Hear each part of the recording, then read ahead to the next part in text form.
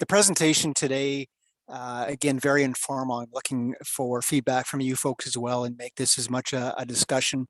And it's not a silver bullet. I mean, the whole idea of climate change and weather and the interactions with our farm and the ecology of our farms is so complex that, what we may talk about for my farm doesn't necessarily mean it's going to work for your farm or others. And so what I wanted to do today was just really walk us through a little bit of a conversation on the difference between weather and climate, because I think sometimes we can interchange the two and they are distinct. We want to take a look at, with our changing weather, changing climate, what are the impacts, but also what are the opportunities for agriculture? And then as a farmer, as a landowner, even somebody from a city who eats and relies on the grocery store to get their food, where am I at risk? And so what kind of risk assessment could I do, or what kind of risk assessment do we maybe need to develop in agriculture so I can understand where I am at risk? And then we'll talk about the beneficial management practices. And depending on time, I've got these broken up into, BMPs around livestock or soil health or drainage, tender fruits. And so if we run short on time, and Lori, I'm sure you'll keep us on track, what I can do is we'll just focus on a specific set of best practices then that are of interest to people. So what I'm going to do first is show a bit of a video that really speaks to weather, climate. And Lori and I tested this, and it worked half an hour ago. So I'm going to assume that it works now. Climate change can be a confusing subject to talk about because so many people seem to confuse climate with weather. The world's climate is not the same thing as the weather. But what does that mean? What exactly is the difference between weather and climate? Mostly, the difference is time. Weather is the set of conditions in the atmosphere at a specific location at a specific time. Weather changes day to day, hour to hour. But climate describes the average conditions in an area over a long period of time. Climate changes over decades or centuries. And it's not just time though. It's also area. Weather is sometimes different just a few miles away. But climate is often used to describe whole regions of the planet. Here's an example of these differences. What's the weather like in Timbuktu, Mali? Well, the answer depends on when you're watching this video. It might be hot or it might be cool. It might be sunny or cloudy.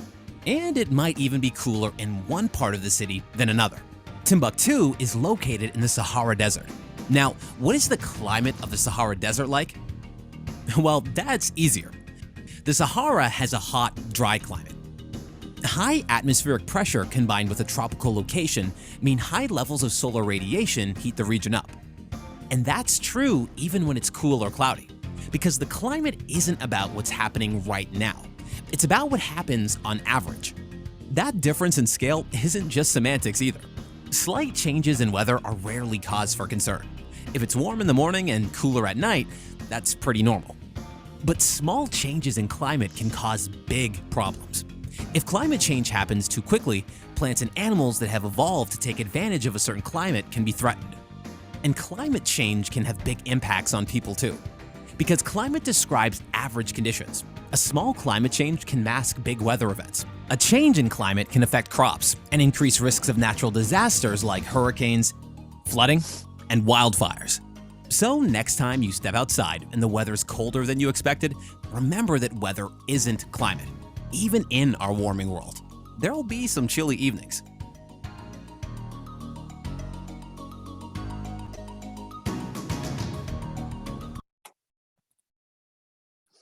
Okay, so just going to stop here. Any thoughts on the video? And then a question. In your experience, are we seeing more extreme weather compared to what we saw in the past? What do you think?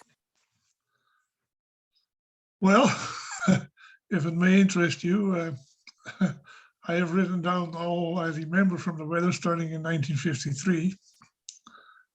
And for a long time, I thought I was a bit of a loner, but I'm not. And there is definitely, I would say that the warm periods that we experience are warmer, or there are waves in it, let's put it that way. But the waves seem to go higher. The warmer temperatures seem to get warmer all the time, every 10, 15 years. And the colder temperatures also seem to get a little warmer every 10 or so, 15 years. And there's a clear, I think there's a clear trend in it. Okay. Of course, I have weather data from 2 continents. And yeah, it's pretty much universal. I must say that Ontario, the last year or so, we've seen a lot colder springs. Maybe seems contradictory. Maybe we've seen a lot colder springs than we have in the past. Like my birthday is on 21st of April, and I remember years that we had all the manure hauled out and that we had seed in the ground. Well, the last 9 years now, we haven't done that. And the latest I've ever seen it in my life was on the 27th of May, and it was in 2019. So there is definitely, things seem to be more erratic. And I don't want to take too much of your time, but where I grew up, that was at one point, that was the northern border of the Roman Empire. This is 2,000 years ago. And it's amazing how much of that still is visible. Those Romans, they had a fortress on the North Sea, was called Bataforum, Lugdunum Bataforum, and commonly is called Brittenburg. The remnants of that fort are about half a mile in the ocean now. So that's how much, and there is actually still maps of that fort available. If you're ever interested, I should print some off and show it to you. So that is how much our sea level has come up. And going back another 1,000 or more years, the river where we lived on actually, and it doesn't tell you nothing maybe, the river where we lived on actually came out in the ocean by Calais in French. That's how low the North Sea was at the time. So anyways, seen lots of changes. I've done a lot of reading on it, did some writing on it, but there is a change. And that's another thing that I've noticed. I shouldn't take too long. Yeah, growing spring grains, that was almost a no-brainer. Like you seed your spring grain in April, combine it the 1st of August, first week in August. Today it's one of the most worrisome crops you can grow. We used to put new seeding in with it. Well, if you put new seeding in your grain now, like the new seeding is going to be taller than your grain by the time August comes around. And that's maybe partly because of plant breeding, that the alfalfa is more vigorous than it used to be. But it's all those little things that come into play. And our plant breeding has certainly brought changes, like the corn that we grow, the beans that we grow. I know you've seen the stat there in Farm Ontario there a couple of months ago. The corn yields across all the counties in Ontario is pretty much the same. It doesn't matter whether you're in Kent or Essex or in Bruce. Like if you go further north, it's a little different, but no. So plant breeding has certainly something to do with it. Anyways, I'm gonna put myself on mute. Thanks, Simon. Those were great observations about even local changes and global changes. So Shruti or James, anything to add in terms of your observations? I was just actually, when I read the question on the slideshow, my immediate answer was just going to be like, yes, simply because I feel like every year, this is not Ontario because it's more like, again, on the global scale, but like I feel like every year on the news, when it's like hurricane season, for example, you just always hear that like the hurricane that's approaching or whatever is always like beating some sort of record essentially compared to past years of it being just at a higher I can't remember what hurricanes are measured as, but like whatever the speed wise or like size wise. And I just feel like every year you hear like, oh, this one's gonna beat the one that happened like 5 years ago or 10 years ago, which is not even that long ago when you're looking at weather or climate relatively. So I want to say yes for this one. Sounds good. James, anything to add? Yeah, I think I agree too that it seems that the storms, whether it's in the summer or the winter, seem to be a little more ferocious. Interesting, like when you look at the winter, been a kind of an avid snowmobiler since I was a little kid, and it seemed that our snowmobiling season gets shorter, yet we seem to have some more wicked storms that shut things down quite a bit. And then in the summertime, see some higher winds and more intense thunderstorms and stuff like that. No, that's good. Oh, that's good. So So the snowmobiling moves snowmobiling north. moves north. Yeah, basically. All right. All right. Can I just jump in again really quick? Yep. Go ahead. It's just a little funny story when James mentioned the wind in summer. So at my house, we've had a gazebo for like 8 years. And last year, I think there were like really 2 strong wind events during like April or something. And so our gazebo ripped twice after 8 years of standing so strong. And I just like was such a shocking thing for us. For sure. And I don't know that I have any data to show, but I would agree, especially this past year, the wind seems to have been a lot stronger and more consistent than other years. But I'm glad everybody said yes, because that's what the data I've got is going to hopefully show it. And the first slide here is simply under extreme weather events is some of the rainfall events that you're maybe aware of back. First one, remember Walkerton back in 2000 before the water crisis. And they saw 56 millimeters, so over 2 inches of rain in the first 30 minutes of that storm, and then 3 inches within the first hour. Some of the other numbers you can see there, but then get down to even Trent University. And if you remember the floods they had in 2004, and they had just under 2 inches of rain in 30 minutes. And for the days total, they had just under 10 inches of rain in one day. And so overwhelming, their water and sewer systems and stormwater systems. Hurricane Francis impacted Ottawa back in 2004. And so just under an inch of rain in that first half hour, over an inch of rain in 60 minutes, and then over 4 inches of rain in that day. And so some of those numbers support what we had just talked about, that it seems that we're having a lot more intensive rainfall storms. And the one that's not on there, if you remember, I want to say back in 2018 or 2019, that hit the Maitland River through Harriston and took out the dam in Gorey, right? Just with that intense rainfall that challenges our infrastructure. And this is a term that I wasn't familiar with until the news coverage around BC and the flooding last year in these atmospheric rivers. So the best way I think to describe it is that there's areas of the atmosphere that carry a lot of condensed moisture. And I think about it as a river, like the Maitland or the Saugeen that travels in meanders and carries water. But this is a stream of air, about 1,600 kilometers long, 640 kilometers wide. It's full of condensed moisture, and as soon as it crosses landfall, it lets that moisture go, either as rain or snow. And so it's a term actually been around since about 1998, but that's the term they used to describe the flooding in BC in the past year, was just this atmospheric river, so much moisture laden air, it has to let it go, and you get those torrential downpours and rainfalls. And so what are the impacts we're seeing? So BC, we saw the flooding to the farms there. This is actually the north shore of Lake Erie near Port Burwell. And so every time we get those big rainfall events, every time we get those winds and we get the winds pounding up against the shoreline, we're seeing a lot more erosion. And this is a farmer's field that he used to be able to farm right to the top of the bank, and no longer, because it's all eroding. And we have entire communities along the Lake Huron shoreline of cottages and subdivisions that fall within a 100-year erosion line.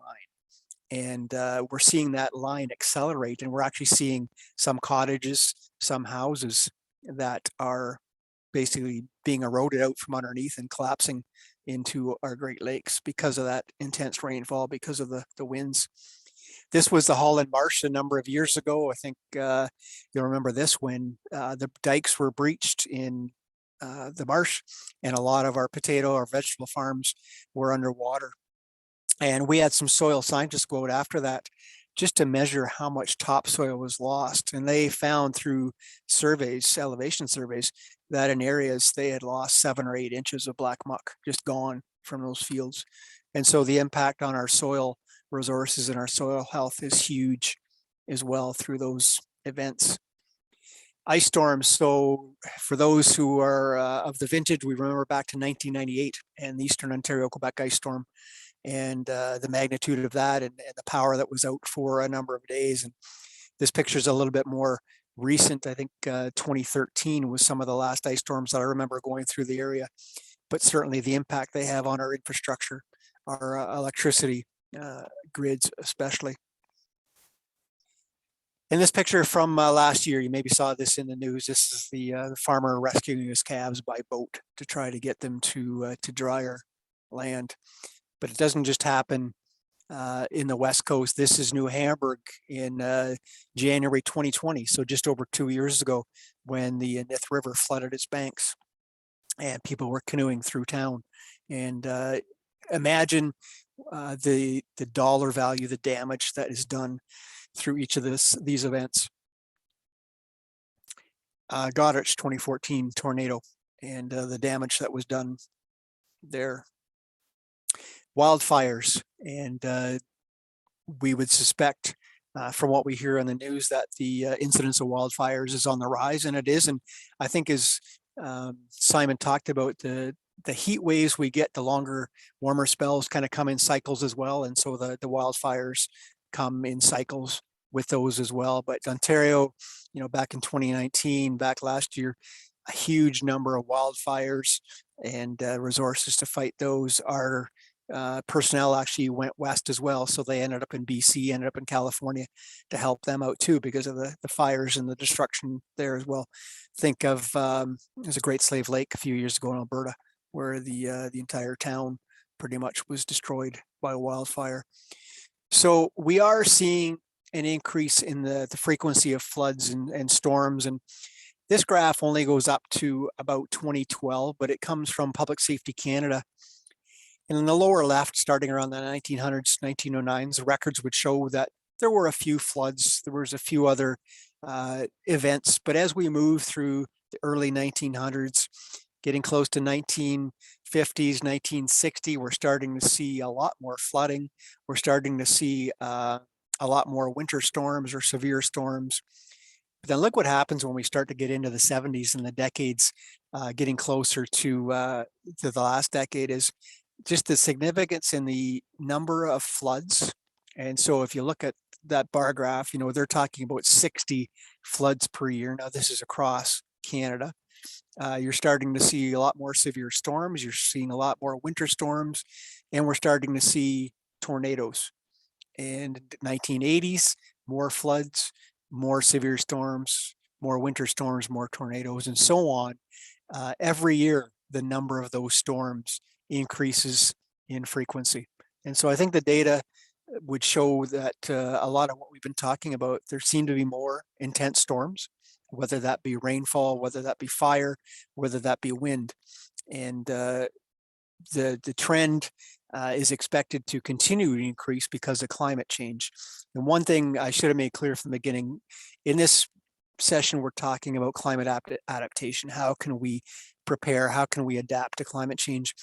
We don't get into mitigation at all, which is the reduction of greenhouse gases. That onto itself is another day-long discussion about how we can do that in agriculture.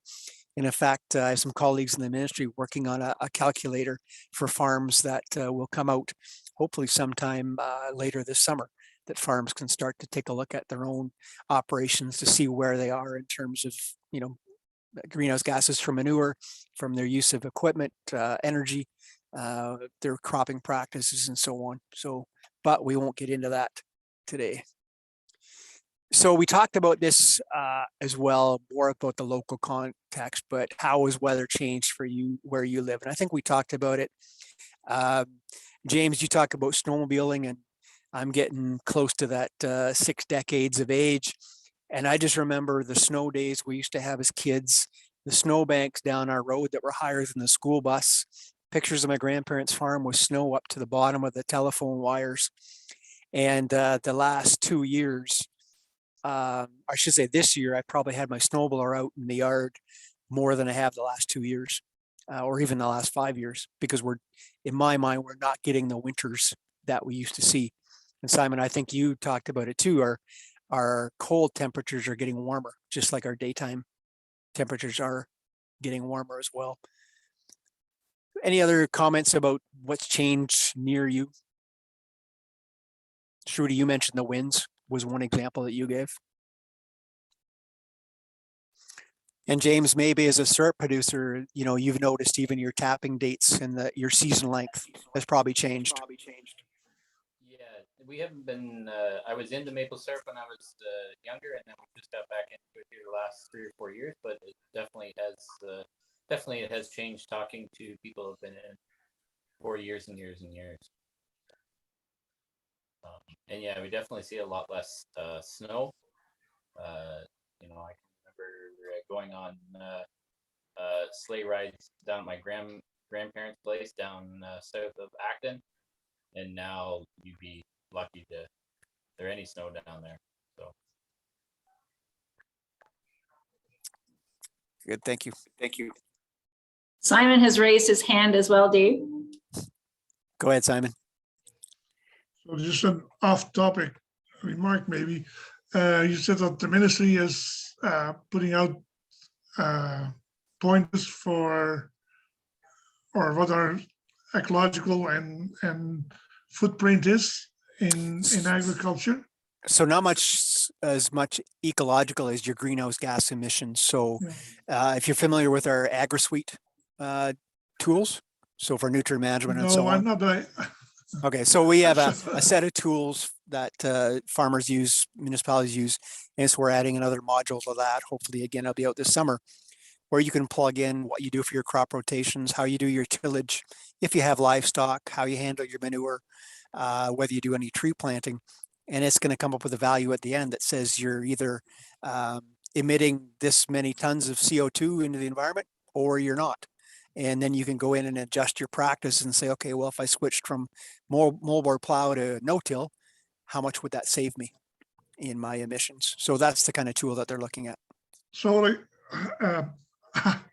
I am, unfortunately, I'm involved in all kinds of stuff where I shouldn't be involved in, but my favorite line has become on agriculture, we've maybe done our share already, or we are doing our share in trying to cut down on emissions, like and not just for greenhouse gases, but also for other stuff.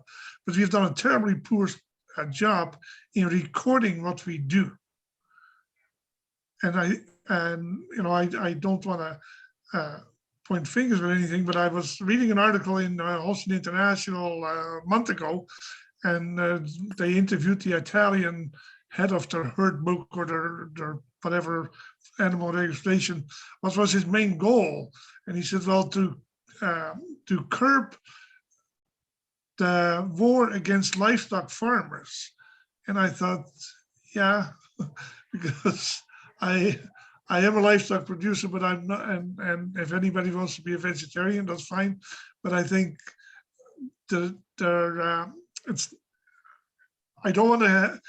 I'm not on the page that we have a negative light on livestock, or maybe on agriculture in general, and on livestock production especially. So that's why I'm interested in also where did we come from? Like, are we making progress? Yes or no? And was a fellow was telling me the other day how fantastic we're all doing. And this is off topic again, but I said, well, when we started farming 40 years ago, we had a bulk tank that we washed with 2 pails of water, and it was 1,500 liter bulk tank. And now we got a bulk tank that is 4 times the size, but it takes more than 4 times the amount of water to wash the bulk tank. So then of course we're generating heat again from the milk. But anyways, that's a totally different topic. Well, as I said, Simon, we could spend a day or more just talking about those Yeah. kind of things, and the I tool know. that's coming out is just basically a way for a farm to take a look at what they're doing today in terms of their emissions. So stay tuned. The graph I got up here today is just, it's again a little bit closer look at some of the local trends. And so this is data out of Wyerton from the 50s through to 2020. And so the top in the red, you can see is the mean annual temperature. And just as Simon talked about before, you see those peaks and valleys. And one of the misconceptions around climate change, or global warming, as some would call it, is saying, well, why isn't every day warmer than yesterday? Why is it cold all of a sudden in February? And it's because we can mistake again weather, but the long-term averages, even though we have spikes, we have warm years, we have cold years, shows through that dotted line that our temperature has increased by almost 1 degree Celsius in the last 60 or 70 years. And we may not think that 1 degree is very much, but it allowed Simon and allowed my dad to switch from spring grains to corn and soybeans and other crops. And there's some advantages, there's some disadvantages as well. And then precipitation, and this can include rain or snow. Looking back in the 50s again, we have spikes, we have dry periods, we have wet years, we have decades that go drier than others. But overall, that trend line, again, look at the dotted line, from 900 millimeters of rain to just about 1100 millimeters of rain or snow in a year. So we are getting wetter, we are getting warmer, but we are seeing those extremes. So when we get that precipitation, it might come down in 2 events, storm events, instead of throughout the year.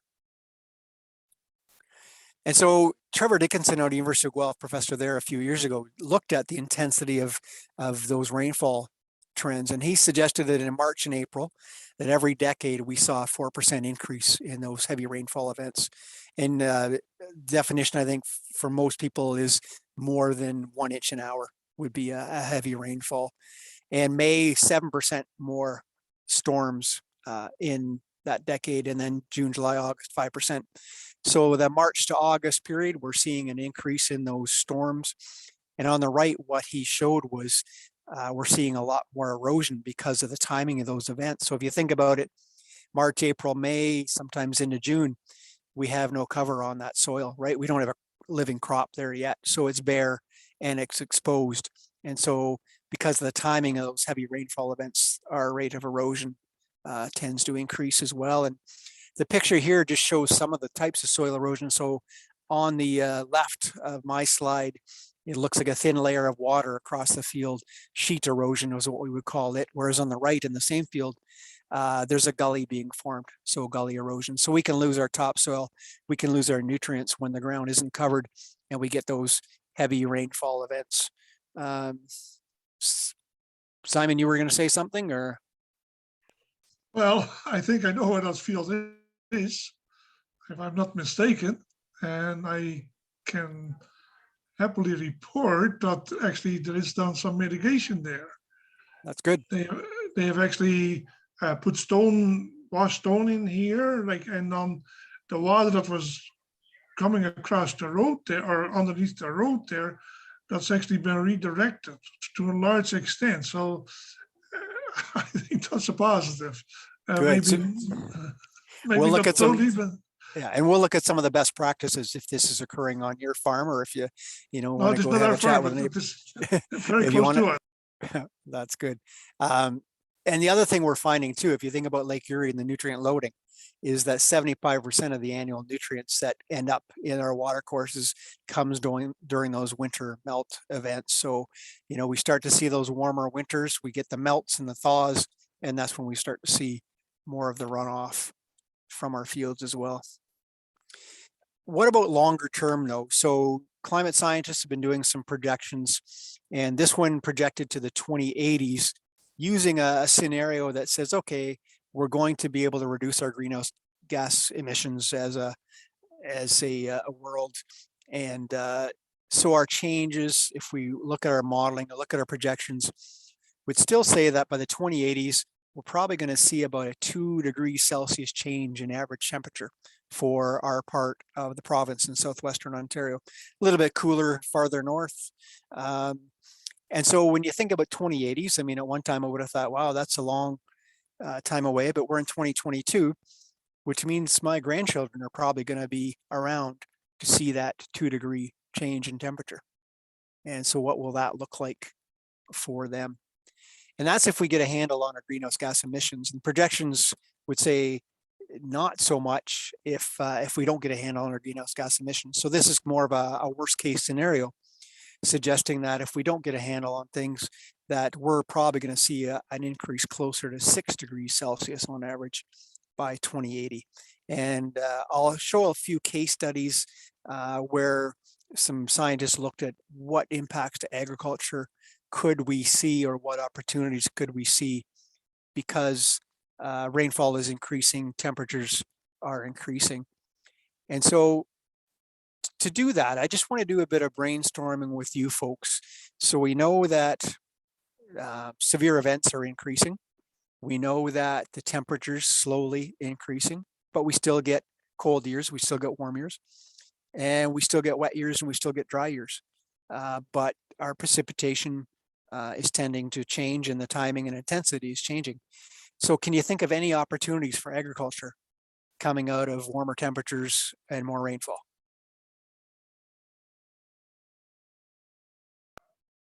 Well, there's certainly, I know it has certainly increased our yields, like especially with our hay yields, you know, and there again, fertility has a lot to do with it too. But you know, and then of course we don't take as much dry hay off anymore than we used to, so you cut that cycle. But yeah, that is certainly, and that is just in the livestock agriculture. But of course, you come in horticulture, it is even more prominent that can be done, and there is certainly, you know, for the local foods, I see a quite opportunity there.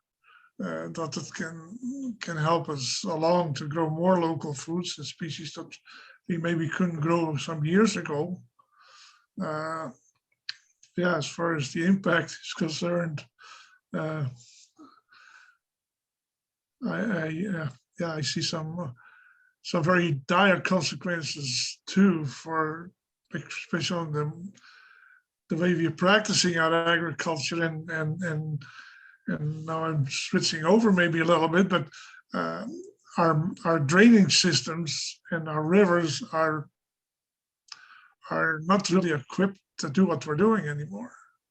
So yeah, we have discussed at different levels before that.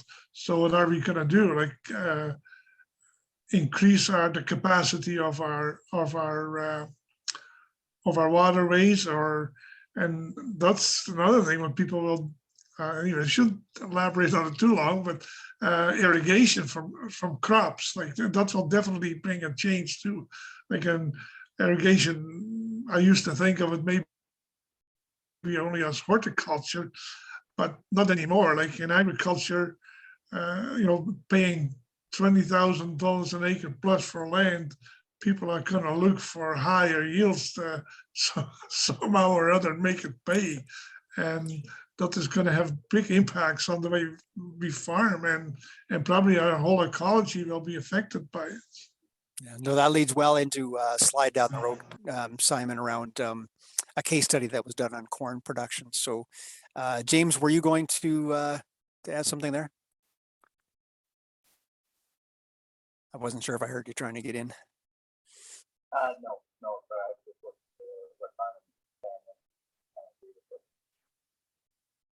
Okay. Lori or Shruti, any thoughts? Opportunities, impacts? All right. Well, let's keep going. Make sure we get through as much of this as we can. So the next slide, I wanted to start in the center, and if you can see where I've got my mouse here. So we talked about the projected changes. Warmer temperatures, could be drier, could be wetter, could be increased frequency of extreme events. One thing we didn't talk about though is the extra CO2 in the atmosphere. And then something we know too, that markets change all the time. But under the positive impacts, Simon mentioned this, increased productivity. so increased yield from the warmer temperatures. Simon also talked about, well, we can probably grow new crops. And even within our province, from north to south, we can see some of the crops we could grow in the south now being grown in the north that 30 years ago you would have never thought we would see up that way. The longer growing seasons is one of the benefits to it. We'll look at some data to say, are they actually getting longer or not? Increased productivity from carbon dioxide. So we keep hearing all this carbon dioxide is a bad thing in the atmosphere, and it is. It's causing climate change. But our plants need carbon dioxide to grow.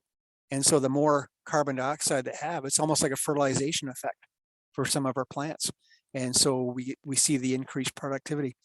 Some of our crops are maturing faster. So we've got different varieties out there through breeding that take advantage of that change in temperature and precipitation. And in many years, decreased moisture stress. And, Simon talked about the last couple of springs being wet and cold. We certainly weren't hurting for lack of water those years, but we did have an impact. So let's look at the negative impacts on the right-hand side. Increased insect infestation. So we get these milder winters. We're not killing off our pests like we would in a cold winter. Now, the interesting part, February this past year, 5 degrees colder than normal. What's that going to do for some of our pests, crop pests? Has it been cold enough to kill those off? So only time will tell. Crop damage from extreme heat. And so we'll look at this case study. What happens when it gets really hot on those days when corn is trying to pollinate? What impact does it have on a crop or other ones? We talked about planting problems, so less reliable forecasts. We don't make as much dry hay as we used to, but we'd look at the forecast and say the next 5 days are supposed to be hot and dry, and we drop that hay and 2 days later it would rain for 4 days. And just the reliability in the forecast doesn't seem to be there. And maybe that's because our weather is getting a bit more volatile than it was in the past. We talked already about increased soil erosion, increased weed growth and disease outbreaks, so more pathogens, plants that didn't normally grow here in the past, some of our invasive species. Now the conditions are right that they can grow here. And then our herbicides and pesticides don't work as well, and we have increased moisture stress and droughts. So what will happen, I think, really is it varies from year to year for each farmer. And I just went into the dark again. I'm not going to move this time, but our office is pretty thin today and nobody else is walking around. So the lights think nobody's here. Growing season length. So basically the time from our first frost till the first frost we get again in the fall. So back in the 1950s, we would have about 70 frost-free days to grow our crops. And look at that orange trend line again, going up. The green lines, yep, some years we had lots of time between frost-free days. Some years were pretty short, but overall, we've gained about an additional 12 frost-free days since the 1950s. And so that means we can grow longer season crops, but it also comes with risk. So we plant those longer season crops, we get our crops in earlier because we could last year. And then we get a year like 2012, where all of a sudden it's a beautiful March, it's warm and hot and dry, we get our crops in, and April brings a killing frost. And so there's still risk that we need to just be aware of and mitigate that. So again, impacts and opportunities. I just want to summarize these quickly because we talked about them. So that increased level of carbon dioxide, it's a fertilization effect. Plants grow faster, increase productivity as long as they've got the proper light and the moisture and soil conditions. And then higher levels of carbon dioxide can also reduce water vapor loss and water use by plants, which is good because then they don't need as much water during the growing season to be productive. But we find in wheat and in clover, especially if we're growing for protein, that the higher the carbon dioxide levels, it may decrease the protein content in wheat and in clover and in some of the other crops. Those warming temperatures, yeah, we talked about longer and warming growing seasons. We can grow more what are called the hot crops. So we might grow more tomatoes further north, melons. There's more frost-free days and we have longer season varieties. We can introduce new crops or we can expand northward with some of the existing crops we have. Maybe we need to be looking south of the border at some of the crops that are growing there and saying, okay, are we ready to start growing? When are we going to start to see cotton in southwestern Ontario as a crop, if they can grow it south here based on the warmer conditions? But we talked about with those warmer conditions, we see more pests. We see them more often. They're a wider geographic range, and we see more weeds and invasive species. We get those hot spells during grain fill and during pollination, and our yields are reduced in our main crops. And if we're growing a cool crop like lettuce and spinach, they don't like heat, right? They're a cool crop for a reason. And so our yields and our ability to produce some of those cool crops is reduced. Herbicides, pesticides don't work as well. We can't make a good ice wine, and we maybe don't have the maple syrup production. So ice wine needs a good cold February like we had to be able to make ice wine. If they don't get it, the grapes are just grapes for juice or regular wine. The value's not there. Maple syrup production, we get into the last couple of seasons, and James can probably attribute to this, wide range in who had a season and who didn't. And some were short, 10 days. That's all they got because it warmed up way too quickly.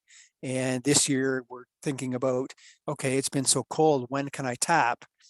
And it's later than other years for some.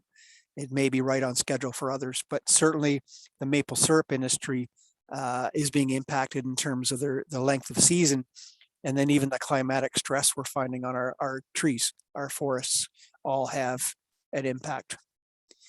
We talked about precipitation. So a dry summer can mean less diseases. Winter precipitation, though, coming as rain because it's warmer. We talked about it increases runoff and soil erosion. Simon mentioned this, if we're starting to have dry summers, are we going to need water for irrigation? And some of the areas that don't have a lot of water available for irrigation, all of a sudden need to have a conversation about who gets water first. Reduce water availability and reduce yields for field crops. So again, when they need to do grain fill and it's dry, we see reduced yields. Those excessive spring rainfall delays and colder springs, like Simon attributed to last year, and hopefully not this year, but the last couple of years, delays our planting, increases our soil compaction, and we see a lot more incidents of root rot. And again, the decrease in the quality and availability of forage crops when it's hot and dry. And I think back again to 2012 with that hot, dry summer, and some of that first cut that came off, there was hardly anything there. People hoped on second cut, still didn't get the rains. And all of a sudden we're into a bit of a feed shortage for our livestock producers.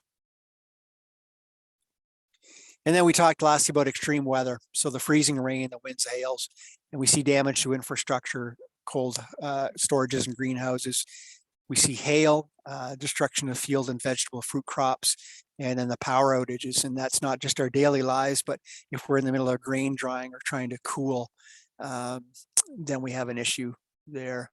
And so just a few pictures from around the neighborhood where I am. So ice storms, fields being flooded, dry years where our topsoil is starting to blow away. And we're starting to see that more than I recall for a long time. Areas of our field too dry and our crops are burnt out. And then again, seeing incidents of extreme erosion.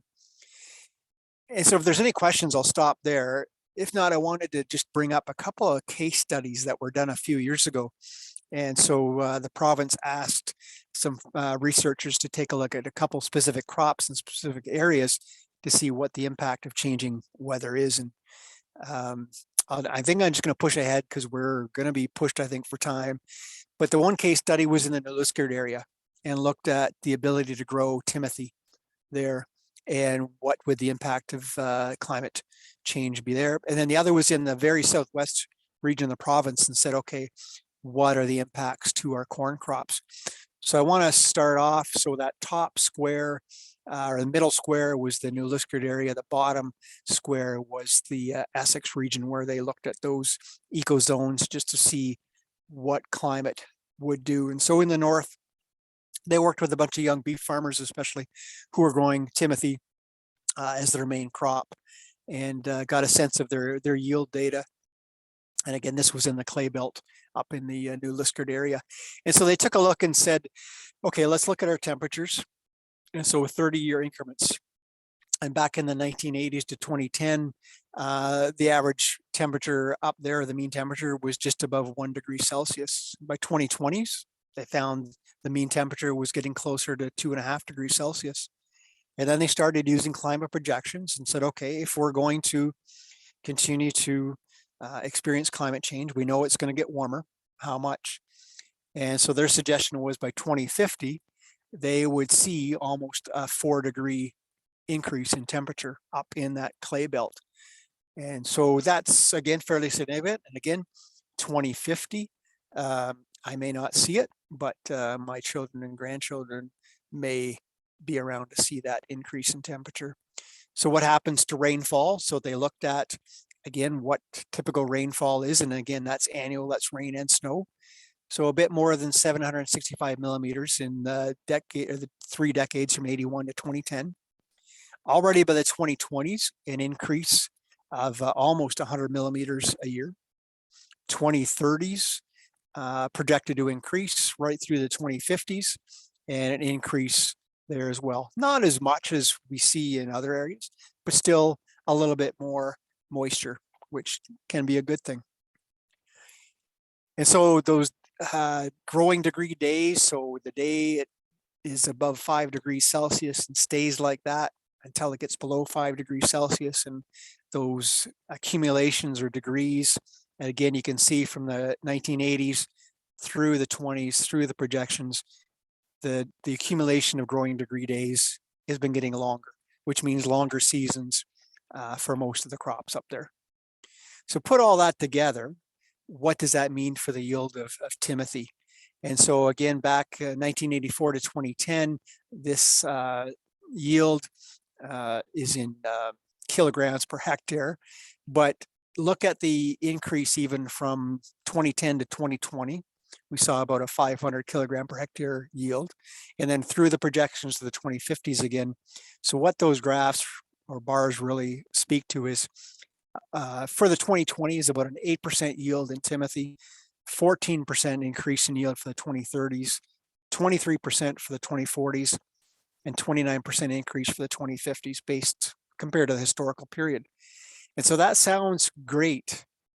The one caveat I would throw out here, it's great if you want to continue to grow Timothy. But Simon, if you were up there and all of a sudden you've got better moisture conditions, warmer conditions, do you think maybe you'd throw some alfalfa into that forage?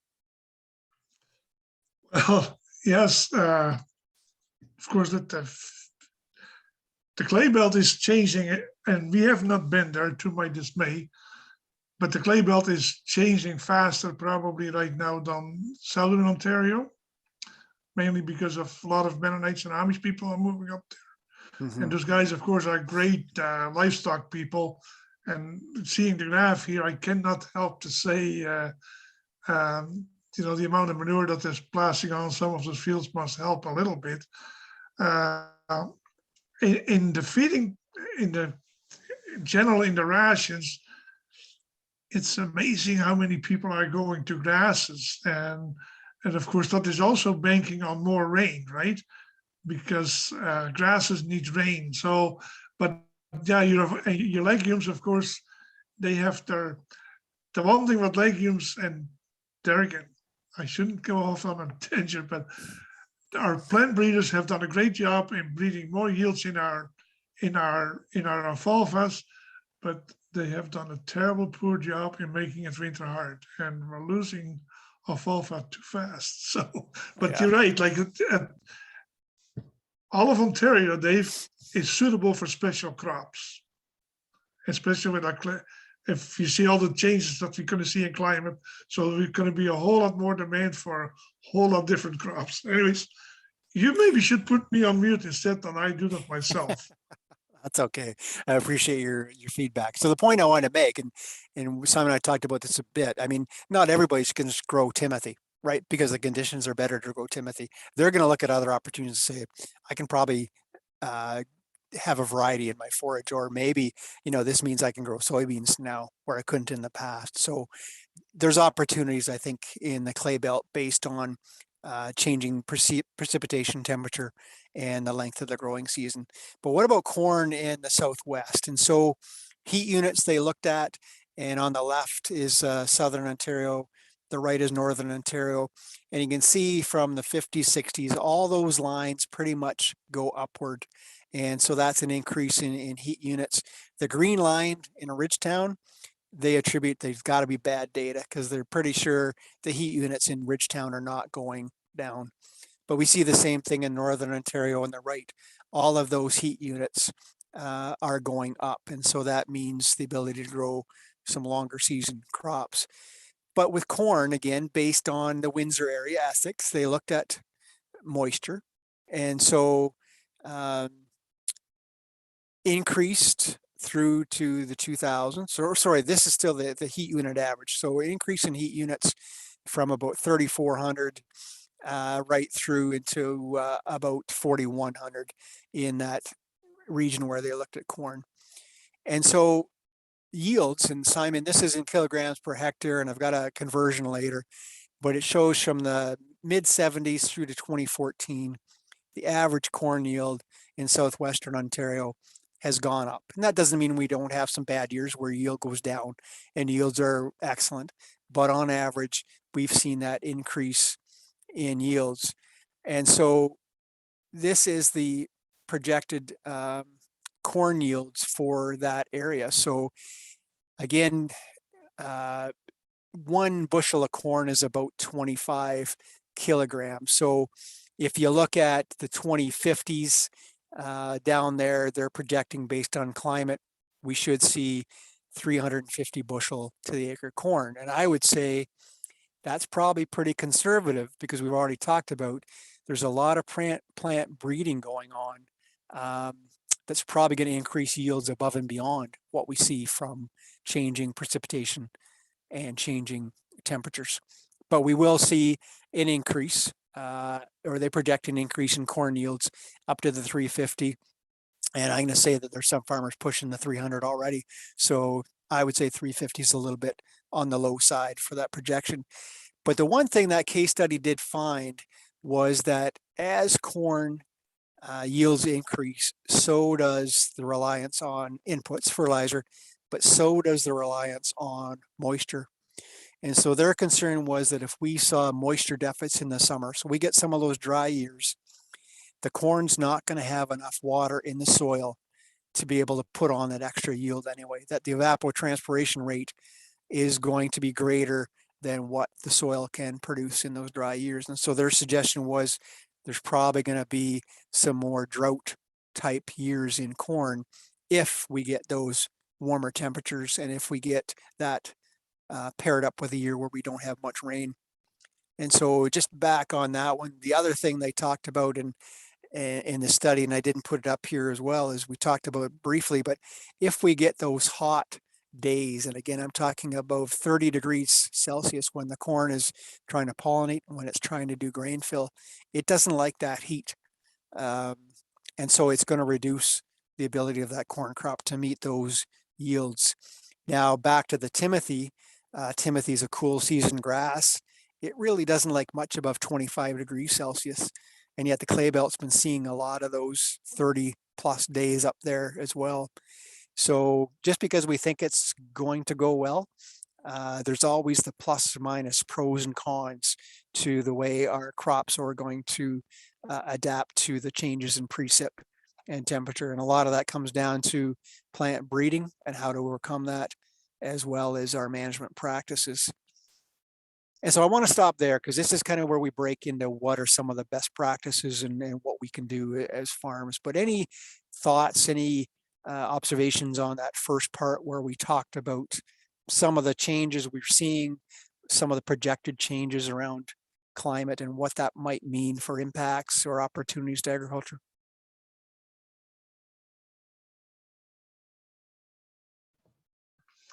So I did unmute myself again. So go ahead. This, well, the last couple of days I've been, I got some emails about endangered species, and one of them is the ash tree. Can't help to say that the speed where we're taking our trees down with, and they're dying off, like the elms are having a hard time, ashes will go the same route.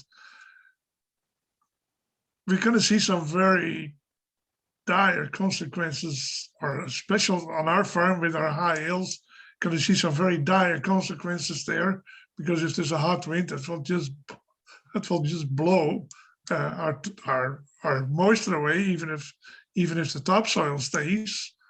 So that's one big thing what I see. As far as the tillage is concerned, I've seen a lot of different stuff. The lack of organic matter in soils, I think that's going to be a very detrimental to our crops. And Sable Valley, and I think Saugeen Valley, they put these cover crop programs in this year. I think they were a help, and I hope that will stay around. Organic matter will certainly increase your the capacity for more water, so that will be a help. But then, of course, that humus, if it dries down too much, and like in really hot, long-term stretch conditions, it will also lose its ability to store water. Like that also happens. So there's a whole bunch that comes around the corner that you think, oh, what can we do? What can we not do? I see some good stuff happen too. Like in Elderslie, I've seen some guys, they have planted some evergreens for windbreakers. That can help. So that's good. There again, coming back on the specialty crops, like it needs a very fine seed bed. So I'm a little worried there for some soils. You come in the prairies, if I've only been in the winter, those guys are all no-till. Like they don't even disturb the soil hardly at all, or not at all. And but their soils are different than ours. They're totally different. Like if you come down with the spring, if you come here with the spring runoff, like the Sable River runs like chocolate milk. You come there, that water runs clean as a bell. Like you just, but it is very sticky soil, and that's not all over. Like I mean, there's light soils there too. So, anyways, as far as your best management practices are concerned, there's a wide variety, but farming without organic matter, I cannot see it be done. Like I think that's got to be a top priority, and we're losing our livestock production relatively fast. And then, of course, liquid manure, and we got lots of it. Liquid manure is a good source of nutrients, but it is not the best for putting more organic matter in your soil. Like there is dry matter content, but it is certainly lower than with semi-solids. So those are a couple of things that I see. And there's probably more, like the price of fertilizer. That is another thing. So anyways, I'll put myself on mute again. No, we'll have a good discussion, I think, Simon, and you led into some of the discussions around best practices. And one of the things I mentioned in the beginning, and I'll just say again, is the best practices for you maybe don't work as well for me, because we have different soil types, we have a livestock system or just a cropping system. And so what I've got today for our discussion are best practices that aren't new to agriculture at all. You'll recognize them from soil health, you'll recognize them from water quality, but now today I just wanted to look at them from a climate change adaptation lens or perspective and say, okay, can we get multiple benefits out of that same practice, and is climate adaptation one of those? And so just for those who aren't familiar with what we mean by best management practice, or a beneficial management practice, as some would call them, it's an approach or a practice that's supposed to be practical. It's supposed to be affordable at conserving a farm's soil and water resources without sacrificing our productivity. And so again, the complexity, some would say, well, that costs me a lot of money. I don't see a gain. But again, everyone needs to choose why they are implementing a best practice and what they hope to achieve. And there are co-benefits. So we may be targeting soil health, but there's all kinds of other benefits from that practice as well. And who decides what qualifies as a best practice? Well, that's farmers, that's researchers, that's extension staff, agribusiness professionals all work together to identify the best practice. They do research on it to see if it works, what it costs, and again, pros and cons.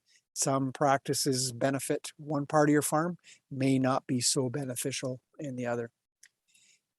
But this conversation came up not too long ago, even with the Ontario Federation of Agriculture, and saying, let's look at the BC last year with the flooding. Do we know as Ontario farmers, what's our risk for flooding?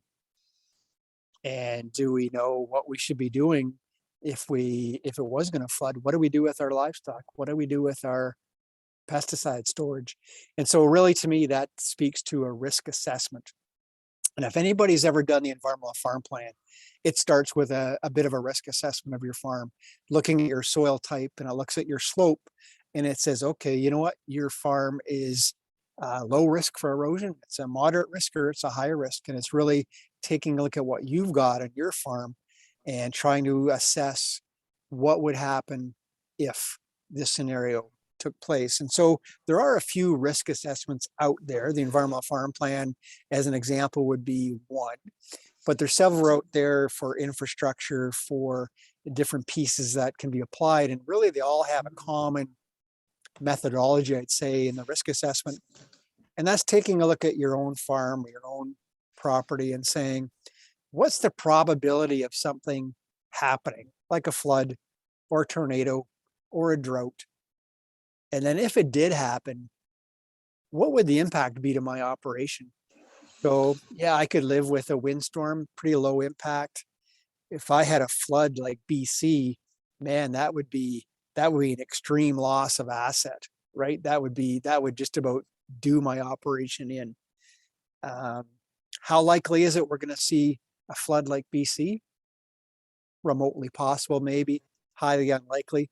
So the idea being, if you look at your own operation in the context of a flood or a tornado or a windstorm or ice storm, what's the probability?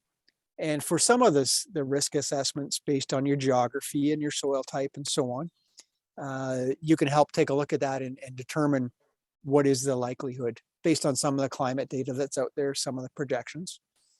And then severity, you know the best how it would impact your operation or your business. So I just want to jump ahead and use a couple examples just to get us thinking about it. So Simon, what's the probability that your farm could be completely flooded? Not very high, that we completely are covered with water, not very high. So would you say it's highly unlikely as an example? Well, remotely possible? We just talked about the BC flood, and when this was on, of course, yeah, we all felt for those people, and it came up at several meetings. And I said, kind of tongue in cheek at the time, I said, what about if Ontario get another Hurricane Hazel? And I don't mean the Mississauga mayor, or former Mississauga mayor. I mean the one event that we had in 1954, I believe it was. With all the pavement that we have now compared to then, all the steel roofs that we have now, all the tile drainage that we have now, it would be as devastating as we were, as it probably was in British Columbia. Like I'm thinking of the area where you are, Dave, there, east of Listowel, and my area, but it's fairly flat land, and then you go further. Well, we are, it sounds a little hard to believe, but the old dairy barn, like we built a new barn in 13, but the old dairy barn is still there. There's a beef barn now. The stable floor of the beef barn now is not a whole lot higher than the Sable River is at flood station. Like in the spring, yep, floods its banks. but because of the drainage system, we're quite far away. So if it would back up really a lot, I think we would see a lot of misery in the livestock industry. So let's Yeah. use that as an example, Simon. So we're going to say it's remotely possible that the Saugeen would flood enough to flood that beef Yeah. barn. Yeah. What would be the severity? You know, would it be major? Would it loss of capacity? Would it be the entire asset, your barn and livestock are lost? Growing up in flood country, water can cause a lot of damage. Depends on like whether there is wind, whether there is ice involved, yes or no. That will take footings out, that will take walls down and whatnot have you. But I like just going from my life and experience, the damage on our barn would not be major. On our barn would not be major, but that other barns that would take it totally down, and the houses, yes, that's a very real So possibility. let's use your assessment then. And so basically what we're going to do is multiply the score from each of these columns. So we said remotely possible the barn could flood. You said there might be moderate damage. So we're going to multiply 2 by 3 and come up with a score by 6. And so if we look at the risk range in here, you're less than 12. So it's a low risk. Probably don't need to do anything about that flood risk because it's not likely going to happen. And if it did, it's not going to be catastrophic. But if we picked another example, so all of a sudden we're in our 5th year of drought and we have, you know, so now drought is becoming likely and frequent and we have a 5 and the severity is, you know, we can't produce a crop. Now we multiply 5 times 4 and we're at 20. So we're between 12 and 36.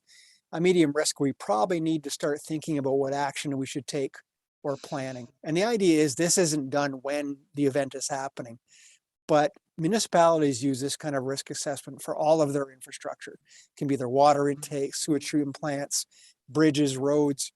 And so the thinking is perhaps we need to be doing something in agriculture where I can take a look at my risk. And what this risk assessment does is really prioritize what I need to pay attention to.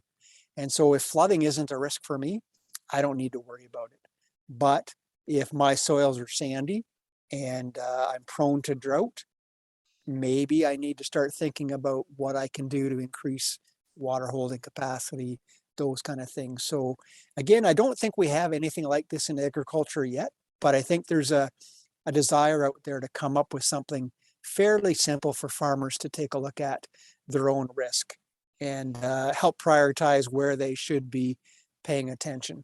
So that if they are, as an example, at risk of a flood because their barn's still on a floodplain and it will be catastrophic, what can they do to mitigate that? What if I'm the farmer on the North Shore of Lake Erie that I'm losing 10 acres of my field every year? Is there anything I can do to stop that? Or how do I plan for that?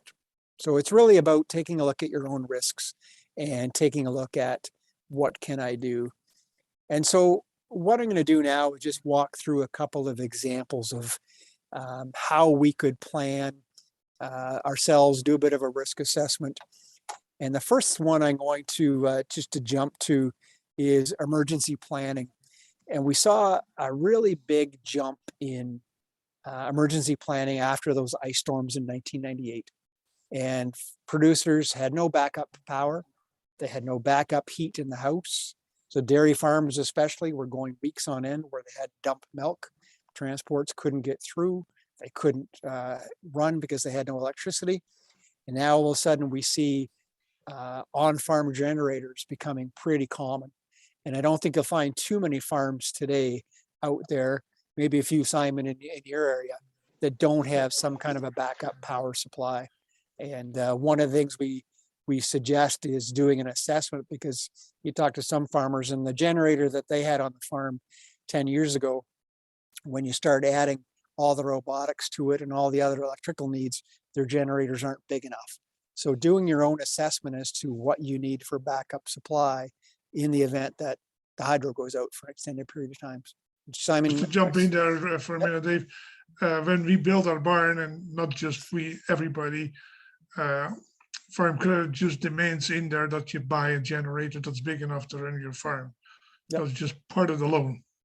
Yeah. And so one of the things in 2013 in the Listowel area, again, we got hit twice, very close to one another, with power outages of like 3 and 6 days. And so I did a bit of a survey. I drove around to some of the farms that had generators. And for some of them, the biggest constraint there was if it went on much longer, would they have enough diesel or enough fuel to keep those generators running? So it's really about identifying risk. It's about planning. How can we manage that risk if it happens? And some of the planning tools, again, you can find them in the Environmental Farm Plan workbook. And it's really about thinking ahead. Who are the phone numbers that I need? So, if my generator runs or dies, who's the electrician? Who's the service guy? Having a sketch of my farmstead, knowing where the electrical shutoff is. And it's not just for me, but it's for my employees, my family. It's for anybody that may be showing up in an emergency. And just even, what happens if my manure tank has a spill. So really it's about planning and knowing the risks. One of the things that OMAFRA has on their website is a ag maps. It's a mapping tool. And one of the maps that can be generated is what we call emergency planning and response. And so you can go on and using the imagery, capture an overhead of your farm, and then you can start to look at making a map that shows that. So in the example here, the blue drop shows where the well is. I've got access for fire.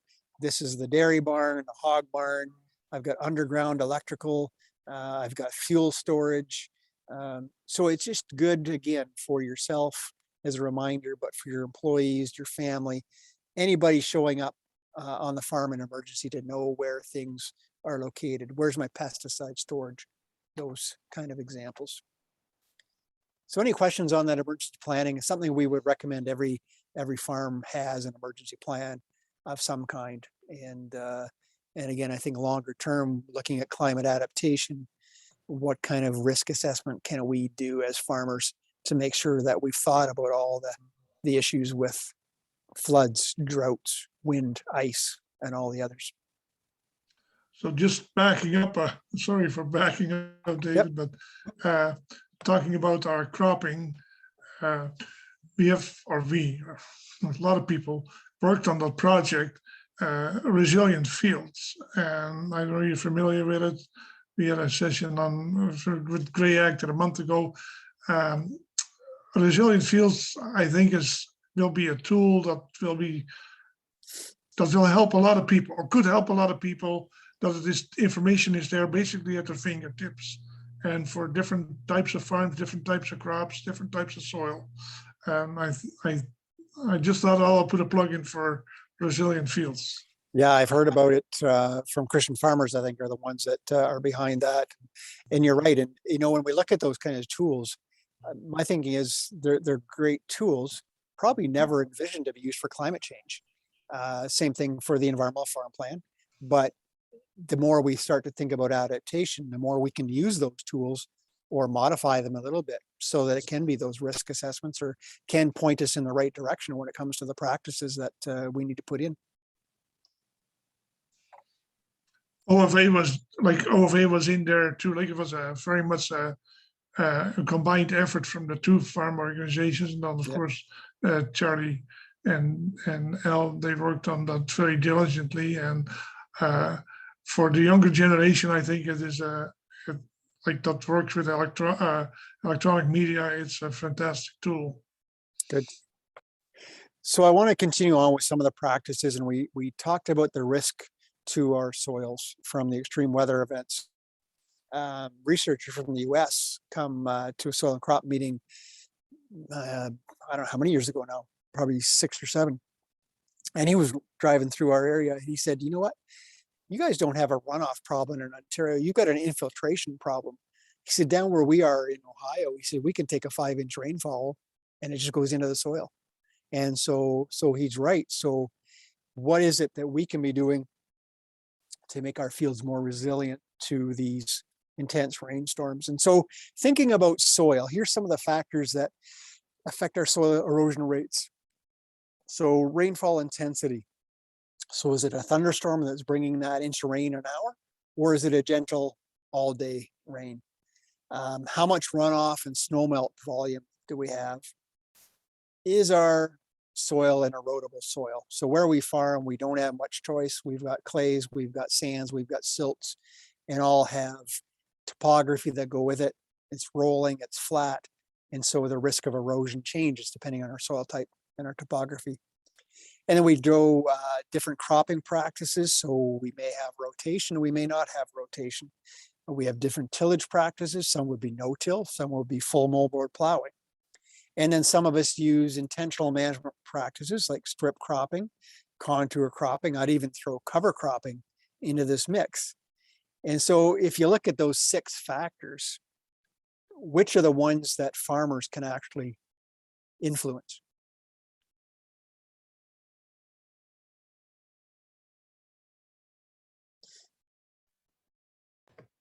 Would it be the 5th one, cropping practices? Like how you actually Yep. So the pattern crops it? grown. Yep. The crops grown in the tillage practices, we can have an influence in because we can change those management practices. And I would even say the last bullet. So we can adapt practices like strip cropping, or we can start to do cover cropping.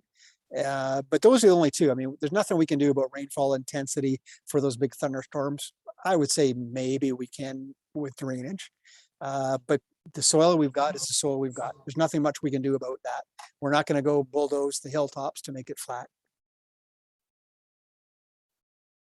And so if we don't, this is a field near Drayton, Ontario that I drive by every year. And this gully is there every year. And so that tells me that there's really no interest in managing soil erosion or the impacts of those rainfalls. They're just content to let this go. And so we may look at our risk assessment and say, yep, it happens every year, but you know what? I can run a cultivator through that every year and level it back out. So there's really no impact to my operation and it's a low risk. But in terms of longer term sustainability, is this something we should be addressing now? And what can we do in terms of those rainfall events? And likewise, this one was a picture I took outside of Wellesley. And so the soil on the lawn all came off of that field up above. So what can we be doing to protect our soils from soil erosion? And I want to take a look at crop rotation as one of those examples, and whether that's a vegetable or a hort crop, or our own farm. Really, crop rotation lends itself to adapting to climate change. That top right picture, it's a little bit hard to see, but all of those red dots came out of some mapping that Agriculture and Agri-Food Canada does every year, where they try to assess crop rotations across Ontario. And so all of those red dots, if I recall this particular map, are fields that have seen corn more than 3 years in a row. And so you can see we've got some farms, especially down in the Chatham-Kent area, over towards Waterloo, Wellington, below there as well, Oxford. Those fields only see corn year after year after year. And that's an impact on their soil health and the erodibility of that soil. So when we talk about crop rotation as a best practice for climate change adaptation, there's a couple of things that you throw in there. We talked about tillage, we talk about soil cover. And so if we're using a tillage practice that's minimal, that's a no-till, it reduces soil erosion and reduces nutrient runoff.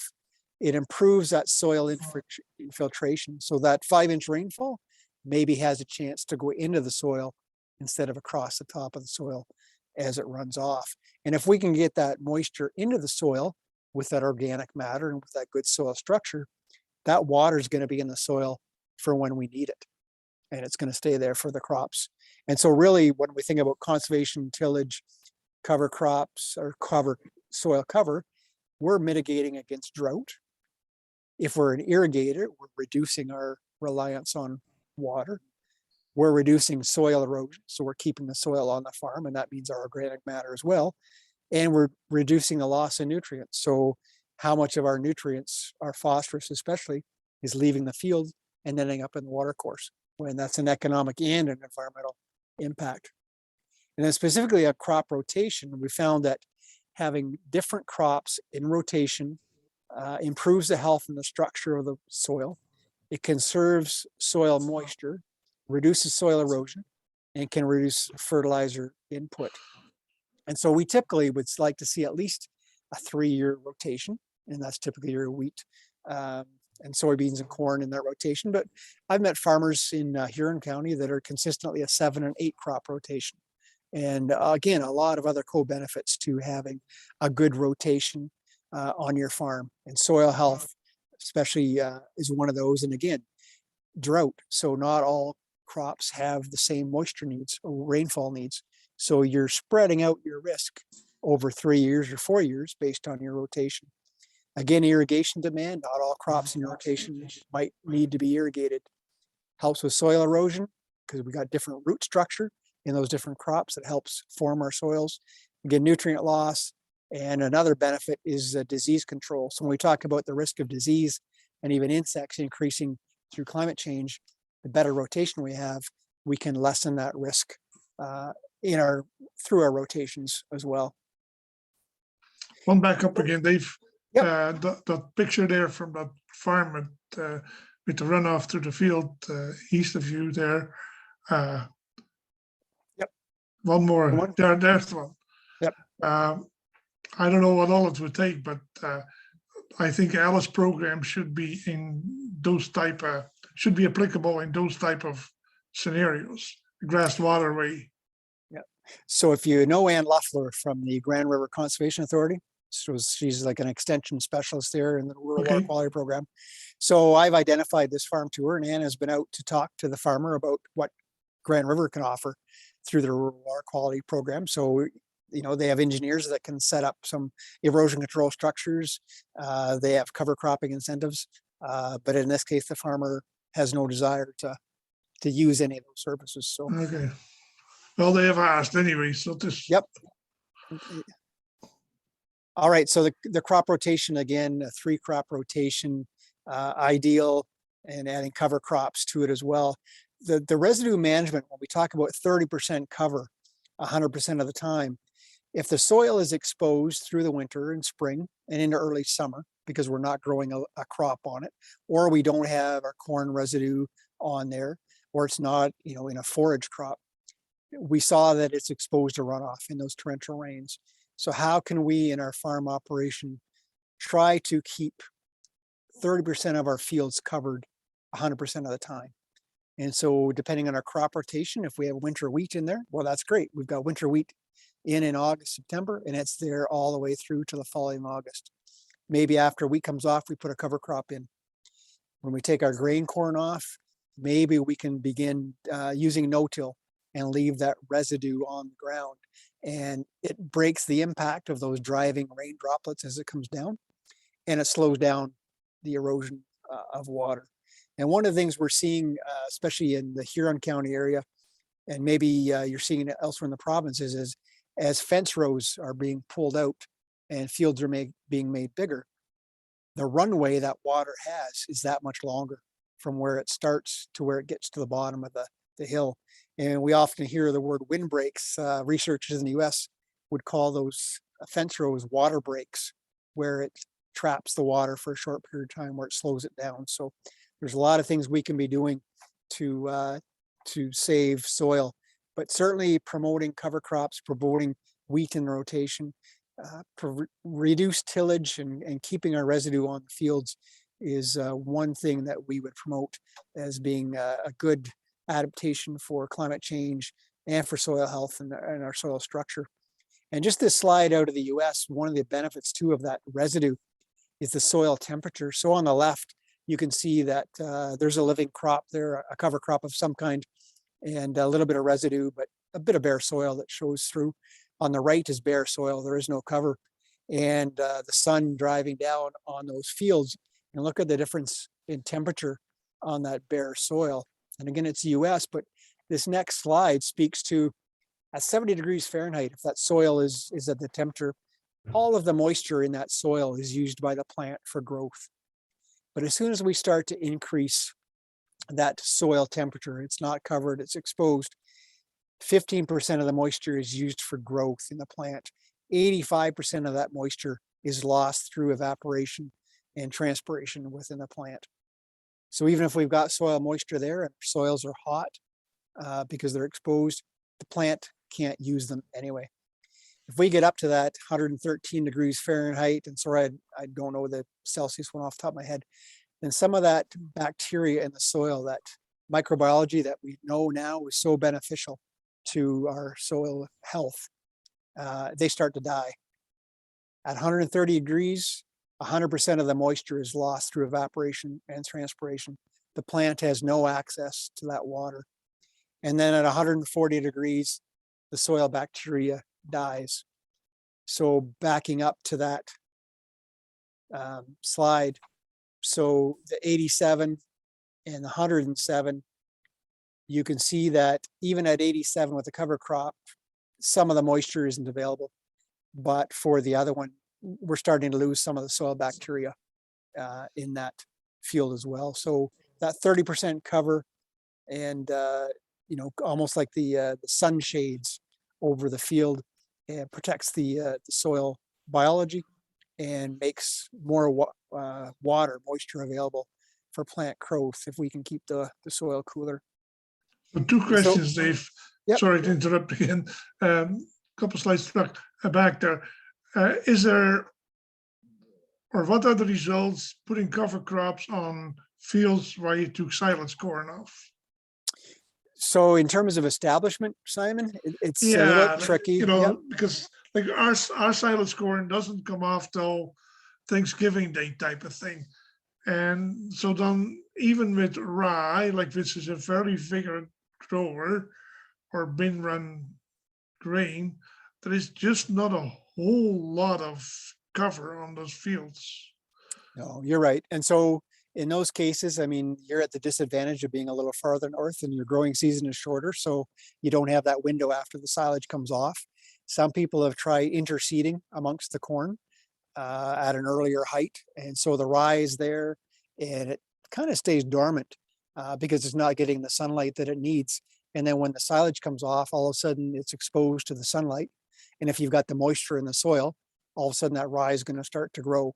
And it's something, if you wanted to try it on a few acres to see interseeding amongst that corn when it's younger is an option. So then the windbreakers or the water breakers or whatever they're called, I'm in on our climate change task force at Christian Farmers. We have a guy, and I will not mention any names, but vividly opposed to windbreakers on your farm or fence rows. Take the high out, dig them out. Is it? And he said, well, you can see it when you're driving your combine. He said, you come behind the fence row and your yield monitor just drops. So is there data on to support that there is like that the higher yields in the center of the field are there because there's a windbreaker? You're right. So a study out of Ridgetown University years ago showed that you are going to see that yield dropped right beside the windbreak because it's shaded, right? But for 10 times the height of that windbreak, you're going to see an increase in yields, is what the research has done. And so we could probably say yield monitors, that's the detriment to having a yield monitor, especially if you're not the guy that planted the windbreak, it was your grandfather and he knew why he was planting it. And now you're running the combine and you see the reduced yield. So you say, well, that windbreak's causing me problems, and out it comes. But you're probably not watching your yield the following years to see it drop, that 10 times height out from the windbreak. So a lot of education that needs to happen, Simon. And, some people have a special spot in their heart for trees and others think that they're the worst things that ever happened on a farm. So lots of things we can be doing. See, those guys, they turn the thing around. They say, well, see how high the yields are in the middle of the field where there is no windbreak. Well, the high yield system because of your windbreak. Yep. So it traps snow. It keeps moisture there.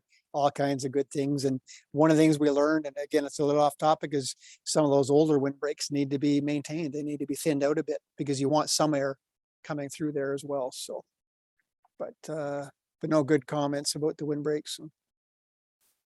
So one of the things we see when I talk about crop rotation too, and every crop has a different root structure. But what does that do for your soil?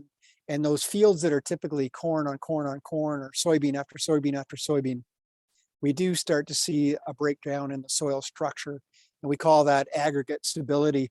And we have what's called a slaking test. And you've maybe seen this. I don't know if we ever did at Grey Bush Farmers Week, but some of our soil health events will take soil from a field that we believe is poorly managed, doesn't have a crop rotation, intensive tillage, and we'll drop it into a cylinder of water onto this wire mesh. And poor stability out of a corn soybean rotation using conventional tillage, so they probably work that field 3 or 4 times. You can see what happens is that soil breaks apart and there's nothing holding it together. Now, if we look at a farm, you know, as an example, a dairy farm that's alternating forage and silage corn, we do that same slake test to it. You can see how much of that soil is still bound together. It's stable. And so if we want our soils to be stable with respect to runoff from those severe weather events, those rainfall events, then our rotation sure plays a big role in how our aggregate stability is impacted. So not just rotation, but our tillage as well. So again, looking at forage crops, perennial crops in rotation, different rooting structures, and minimal tillage. And we're going to see that increase in aggregate stability, and we're going to see the increase in the organic matter as well that Simon talked about. So just kind of a summary here. If I wanted to adapt my farm up around drought, too much water, irrigation demand, soil erosion, nutrient loss, pest and weed control, basically everywhere you see a check mark for a best practice. So one we didn't talk about is crop scouting, but conservation tillage, the soil cover we just talked about, hits the check mark for every one of those issues we're dealing with because of climate change. So paying attention to our tillage and our soil cover is a key. That crop rotation doesn't really do anything about excess water, but it sure hits the rest of them. Cover crops, likewise, one of the best practices in terms of mitigating drought, too much water, soil erosion, all the other ones we just listed. And so if you were to say, you know, where should we invest our time and effort for the best bang for the buck, those are probably the top 3. If a farm were going to start on that they have control over managing, because we can't manage their soil, we can't manage their topography, that's probably a pretty good place to start. And then depending on our farm, we may want to invest in drainage or erosion control. And as Simon mentioned before, we maybe want to talk or pay attention to what varieties we're using in our farm. Are they drought tolerant? Are they the right heat units? And so that's just kind of a summary slide that I thought was good at really focusing in on what are the key practices when it comes to soil health. I did want to talk a little bit about erosion control structures. Some of the slides I showed you where water is causing huge issues with erosion. And the one on the left is a grassed waterway. Practice has been around forever. And it's a simple method of taking that area where water wants to flow and keeping it in permanent vegetation. The one on the right, we know it as a wasp cob, a water sediment control basin.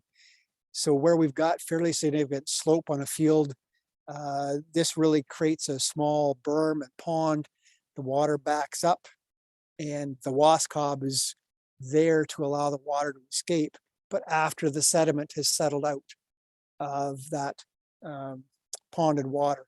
And the idea, the goal is to get rid of that ponded water within 24 hours or less, because research has shown it shouldn't have much of an impact on the crop if it's there less than 24 hours. Anything longer than it would. I'm going to skip through some of these, but we talked about multi-purpose cover crops. And when I mean multi-purpose, we can use them for soil health. and we can use them to keep our ground covered, which we talked about in climate change adaptation. We can use them for suppressing pests and weeds. We can use them for livestock feed or grazing, improving our soil infiltration. So again, going back to that summary chart, cover crops is probably one of the key best practices for climate adaptation. And it's got so many other benefits to it. And we're starting to see, as you said, Alice and some of the CAs offering incentive to farmers to provide cover crops on their fields. And again, even from a water quality perspective, the benefit that comes from that. And so what do cover crops do? We talked about this a little bit already, but all that root structure that's in there breaks up the soil, opens up the pores, and we get those heavy rainfalls. The water has a place to go down into the soil, and it stores that water. It keeps the ground covered and cooler, so we don't have the surface evaporation. It keeps the soil in place. We don't have the erosion. And all those roots and the microbes that are there feeding off them increases our soil organic matter, suppresses weeds. And so from a climate change perspective, it mitigates against drought, irrigation demand, soil erosion, and nutrient loss. So kind of a win-win when we talk about practices that we can use to adapt on farm. Efficient irrigation, I'm not going to talk about it too much because in the neck of the woods where Simon is and where James are, we don't see a whole lot of irrigation. And we may see it, as Simon said, with the land prices. It doesn't make a whole lot of sense in terms of our corn crops and forage crops. But certainly the people growing the high value crops, the vegetables and the fruits, are going to irrigate. And so one of the things they need to do as water resources become scarce, or we need to start competing for some of those water resources, how do we make our irrigation systems more efficient? And so maybe we want to move away from the traveling guns that just sprays everywhere and we lose water to evaporation. And we want to move to the top right to some kind of a trickle irrigation system. So there's opportunities to make our irrigation systems more efficient. So that's when we don't have enough water. What happens when we have too much water? And we want to invest in our soil drainage systems.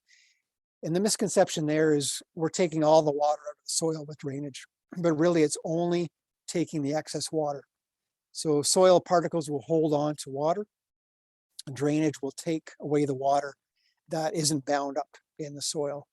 And so there are systems that are looking at called controlled drainage that actually can store water in terms of drought. So the roots can go down and access that water in the tile drains, but it can take off the excess water in those times of heavy downpours. And it can, by allowing infiltration and not runoff, we can keep our phosphorus, we can keep our soil in the fields where it belongs. And again, people will see out there, when I was growing up, every 50 feet was sufficient between tile runs. And now you see that down to 15 or 20. And some would suggest that's because we've compacted our soils so badly, the water can't infiltrate as well as it used to. And so we need drainage tile in it, more spacings. And so the question then from an adaptation piece is, it costs me money to put in drains, especially municipal drains. Do I oversize it now for what I think might be coming for precipitation? But that's going to cost me money now. If I find out in 15 years I should have done it, it's probably going to cost me more money there. And as an example, we had a municipal drain going through our farm that was replaced in 2017. That was your old cement and clay 16-inch tile. And the municipality, the engineers determined we now need a 36-inch tile. And that's actually what goes through the farm now, is a 36-inch diameter tile. We don't put enough water into it to take up the 36 inches, but what they project in terms of some of the storm runoff is it won't be long before all of that 36-inch diameter tile is used to carry away excess water. Livestock, I'm not going to go through because we are starting to run down to the final 10 minutes and I want to open it up for some discussion. But as our days get warmer, it can certainly have an impact on heat stress. And the chart on the right just shows that as our air temperature climbs and as our humidity climbs, we start getting into different zones that impact our livestock. And so if you see anything in the reds, really that's only a day that the temperature's at 32 degrees Celsius. But if we start reaching 70% humidity on that day, that combination of humidity and temperature causes critical heat stress in our cattle and other livestock, and that can become an emergency. But what do we see, especially in dairy cattle, when our temperatures are warmer and they start to affect, are affected because of heat stress? And we see a decrease in production, both in milk and the growth of the animal. Reduced body condition, more health problems, acidosis. This is one of the big ones, pregnancy rate. So dairy, if I recall, is probably around 40% conception rate now, first time around. Simon, you may know if that's changed, but the warmer No, it that's gets. probably about the same. Yeah, so, but the warmer it gets, or the warmer it may become, that pregnancy rate is going to be even less, that conception rate. And so higher incidence of abortions and death loss. And so we know that one of the things we can do is make sure that they've got lots of water to drink. We can change the time of the day that we feed, because as they consume feed, they're producing body heat. And so maybe we need to start feeding late afternoon, early evening when it's cooler. We can avoid handling those animals in the hottest part of the day. So if we're shipping, if we're moving, let's wait till it's cooler at night to do that. And if we've got a ventilation system in there, good fans, let's make sure it's on, the curtains are up, and there's good ventilation to take away that excess heat. Same thing in swine. Most swine don't sweat, so they are really susceptible to heat. And again, really it comes down to is good ventilation. Some of the barns are looking at sprinkler systems, and the picture on the right is one out of the US. And so there's a sprinkler system there that simply cools them with a continual stream of water or mist to reduce their body temperature. And again, just a good supply of clean drinking water. Poultry as well, picture on the right, it's hard to see, but a turkey barn where they've implemented those same misters. So trying to cool them and making sure they have lots of water. Ventilation is probably the number one thing in poultry. And that should be the first priority when things start to get warm, is making sure the ventilation is working properly. And there's actually some tools out there that farmers can use or engineers can use that can basically assess how well that ventilation system is working. Taking away feed again prior to the peak temperature in the day, because again, as they eat, they get hotter. So feed during the cooler night temperatures. And they're going to need 2 to 4 times the amount of water they would normally take in a day. So make sure they've got cold water, cool water, and farmers will start to add electrolytes even leading up to that warm event, just to make sure that they haven't lost any minerals. Again, going through quickly, but tender fruits. And so thinking of some of even the apple orchards up in the Collingwood, Meaford area, we can think about this, but broader than that, we're seeing a lot more vineyards going in, even up in the Grey Bruce area, Huron County, they're down in the Niagara area. And so really there, what are the stressors that they are against? Well, they can have it too cold, they can have it too warm, they can have not enough water, they can have too much water, just like any of the other crops. And so we talked about it earlier, if you're trying to make ice wine, you want it cold. If we're going to get any warm winters like we have been, they can't make ice wine and they lose some of that value. But probably the biggest threat is cold temperatures. And so thinking back to that 2012 year and the frost, the picture on the left bottom is apple buds, apple blossoms, or grape blossoms, sorry, that froze off. And even though the growing seasons are getting longer and our days are getting warmer, there's going to be those years that come in and frost is going to be here early and it's going to cause issues. And so one of the things producers are doing around cold hardiness, and this can be for vineyards, for apples, for hazelnuts, for a lot of different crops, is making sure they choose a variety or hybrids that are resilient to drought, to cold, but that they still are favorable or will still yield well if conditions are good. So a lot of grape hybrids being bred for cold resistance. Hazelnut industry in the province is kind of fledgling, and one of the challenges they have is if we bring in hazelnut trees from other parts of the world, Canada's colder than they are, and so we don't have the winter hardiness in our hazelnuts like they do in the other part of the world, so we can't grow them as well. If we get hazelnuts that are winter hardy, the hazelnuts they produce aren't of high enough quality for Ferrero Rocher to want to use in their hazelnut spread. So lots of crop breeding and lots of research needing to go on there. These pictures are kind of extreme, but in 2012, some producers, because of the value of their crops, brought in helicopters to fly their apple orchards in their vineyards, just to keep that air circulating.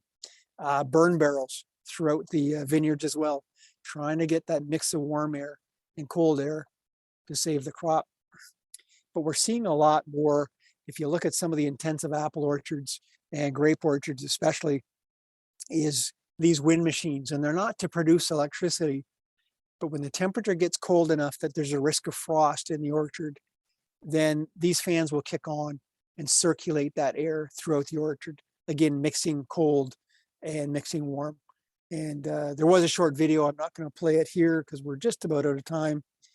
And I just wanted to finish off with, so a lot of what I talked about in terms of the best practices, we have in our ministry BMP booklets, we have info sheets, we have tools and calculators, heat stress app for livestock. So I encourage you, just if you get some time, take a look at the OMAFRA website and see what's there, and think about your farm from a climate change adaptation perspective. Where are you at risk and how you can adapt? And a lot of those practices you're already using for soil health and water quality are all ones that, again, we can take a little bit different look at and look at them from a climate adaptation perspective. So with that, I'm going to end it there, and I'm just going to stop sharing and turn it over to the last couple minutes just for any discussion or any questions people have.